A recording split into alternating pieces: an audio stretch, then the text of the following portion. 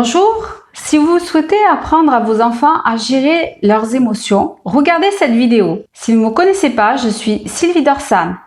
J'accompagne les enfants et les adolescents avec un trouble 10 et TDAH à trouver leur propre stratégie d'apprentissage, à être plus confiants en eux et à avoir plus d'autonomie. Si vous êtes intéressé par le sujet, n'hésitez pas à vous abonner à ma chaîne YouTube et à activer la cloche de notification en bas.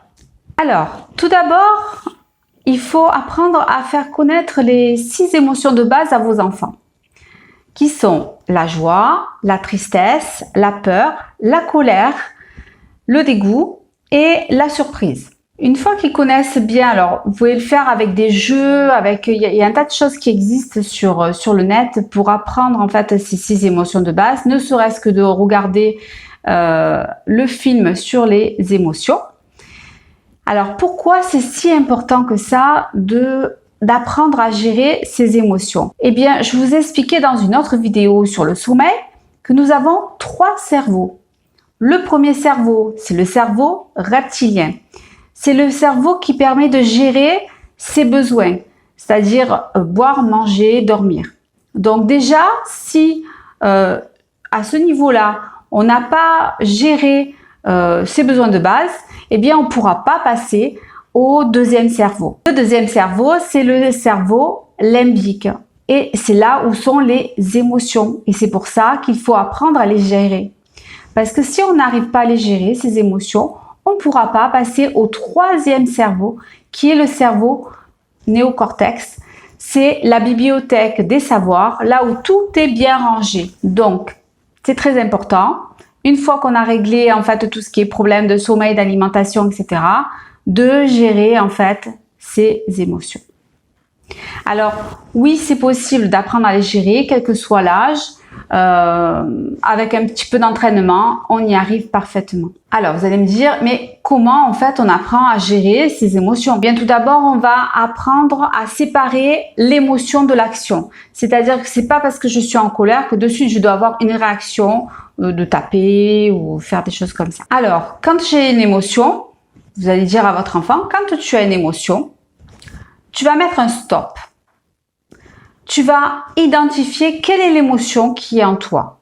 Je suis triste, en colère, etc. D'accord? Les 6 émotions de base. Et puis, une fois que on a identifié ces émotions de base, on va apprendre en fait à respirer.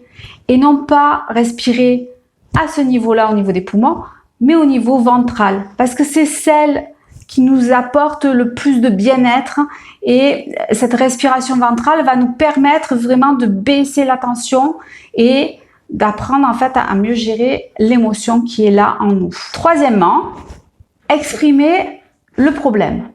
Quel est le problème? Pourquoi votre enfant se met en colère ou pourquoi il est triste? Voilà. Dites-lui, dis-moi, quel est ton problème? Et écoutez-le bien sûr longuement. Quatrièmement, chercher une solution.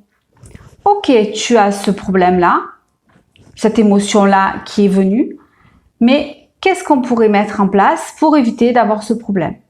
Voilà. Donc, chercher une solution, faire un brainstorming avec lui, dire voilà, qu'est-ce qu'on pourrait faire pour éviter en fait d'arriver en fait à cette émotion qui est trop forte.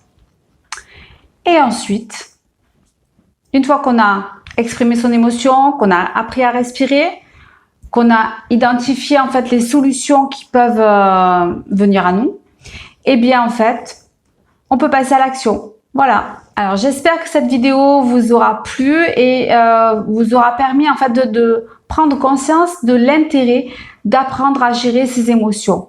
Voilà, c'est surtout très important pour les apprentissages, pour passer au néocortex. Si vous avez aimé cette vidéo, n'hésitez pas à la liker, à la partager, à la commenter en dessous et puis à vous abonner à ma chaîne YouTube et activer la cloche de notification.